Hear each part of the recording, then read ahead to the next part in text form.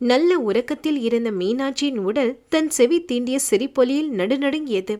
மேலும் அச்சிறுமியின் முகத்தில் அப்பியிருந்த சோகத்தில் உருகி மாய்ந்தாள்.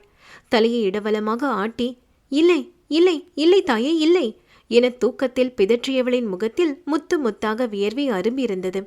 அவள் புலம்பல் சத்தம் கேட்டு பக்கத்து அறையில் உறங்கிக் கொண்டிருந்த மந்தாகினி எழுந்தோடி வந்தார். மீனாட்சி, மீனாட்சி, எழுந்திரியம்மா என உலுக்கவும் சரலென தூக்கத்தில் இருந்து விழித்தாள் பாவை. ஏதாவது துர்சொப்பனம் கண்டாயா?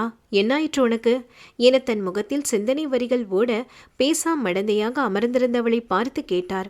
அதில் சுய உணர்வு பெற்று ஒரு மெல்லிய புன்னகை பரிசளித்த மங்கை, கடமை அழைக்கிறது, வேறொன்றுமில்லை என கூறி நகைத்தாள். புரியாமல் பார்த்த மந்தாகினிக்கு தைரியம் கூறி அனுப்பிவிட்டு தன் கடமையை நிறைவேற்றுவதற்கான காரியங்களை மனதில் திட்டமிட்டு கொண்டே மீண்டும் உறக்கத்தை தழுவ முயன்றாள்.